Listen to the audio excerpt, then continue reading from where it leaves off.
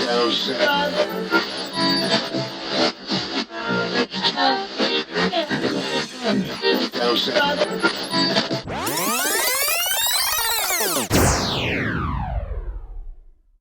quote from Edward Sapir: "Nonverbal communication is elaborate secret code that is written nowhere, known by none, and understood by all." Nonverbal communications are used daily in our lives and has been used since the beginning of mankind. We use body language in our everyday life at work, in class, or just socializing with other people throughout our days. People's body language help us by understanding how a person is doing without talking to the other person. For example, while giving a speech, if you are avoiding eye contact to the audience, it seems like you are shy and don't seem to be engaged to the audience.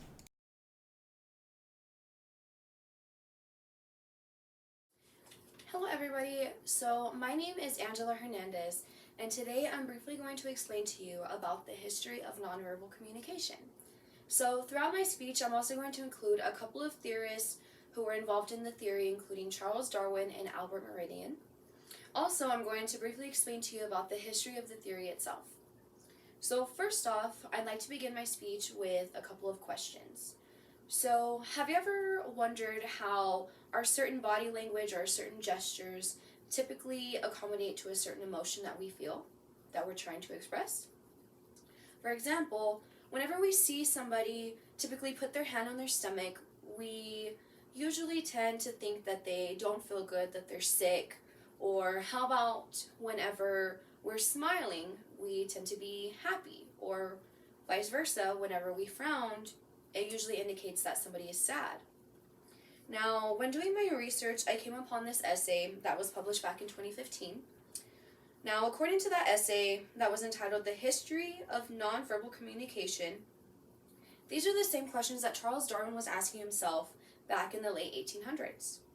Specifically, in 1872, when he published his first book, The Expression of the Emotion in Men and Animals. Now, according to Charles Darwin in his text, he actually believed that animals and humans often unintentionally showed some sort of emotion using nonverbal communication. So these are things how we spoke about earlier, where a frown can indicate somebody being sad, or a smile could indicate somebody being happy. Now, alongside Darwin, we actually have a more current and alive theorist named Albert Meridian. He's an 81-year-old who actually conducted several experiments whenever he was younger that led to his theory of nonverbal communication. So, like Darwin, they actually both believed in more or less the same concepts whenever it came to nonverbal communication. They both believed that nonverbal communication dealt with body language, our gestures, our tone of voice, and several others that all came together to explain the whole concept of communication overall. They both believed that these factors were an essential part of communication between each other. Now that we know a little bit more about the history and about the theorist of nonverbal communication, let me go ahead and pass it over to Jocelyn. She is going to go a little bit more into depth about the theory itself. Thank you.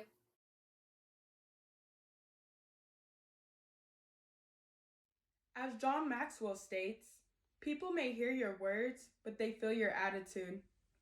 We can get a better understanding as to why nonverbal communication is important. Research shows when making a first impression, it only takes 7 seconds.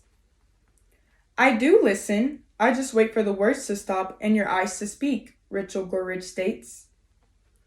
Whenever you meet someone for the first time, it is very important to make eye contact, smile, or even laugh a little.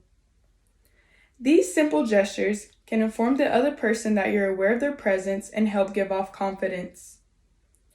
The gestures that are being made before, during, or after speaking is a substitution for your vocals.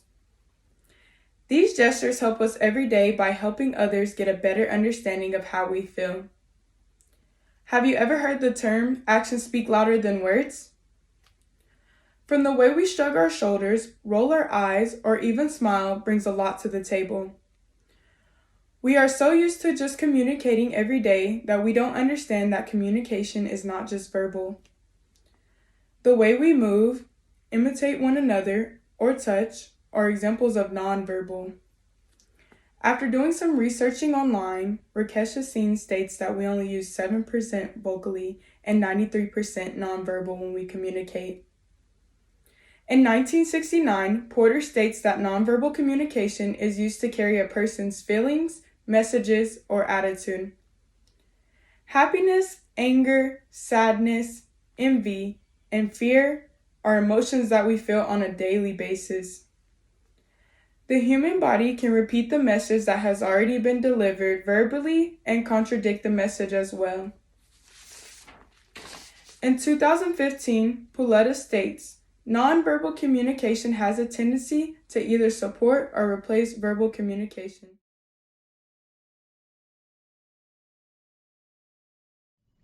Nonverbal communication is the way we express our emotions through facial expressions and our body language. An example I would like to use would be a student being in class listening to their professor lecture. They would not actually be giving any verbal feedback, but instead giving them physical and emotional cues. A professor would then be able to see if a student is concerned or confused and probably ask if they are needing to clarify the topic or move in a different direction. According to Disa A. Sauter in their article, The Nonverbal Communication of Positive Emotions and Emotion Family Approach, more adults are leaning towards showing their emotions than actually giving verbal signals. Other features are facial and bodily muscle movements as signals and cues to express what they're feeling or what they are wanting to say. In Adela Susanna Colt's article, The Importance of Nonverbal Communication in Business, it is sometimes difficult to express what you are wanting to say or how you feel in a verbal form, and you then lean towards just expressing them emotionally through your body posture, gestures, or expressions. An example I would like to use would be if you meet someone that you don't really want to talk to, you'd probably go out to give them a handshake and give them a weak one, look away, or just not give them eye contact. By then, they are seeing your expressions, your physical posture, and your gestures, showing that you do not want to talk to them or not interested, and they'd probably get the cue and move on.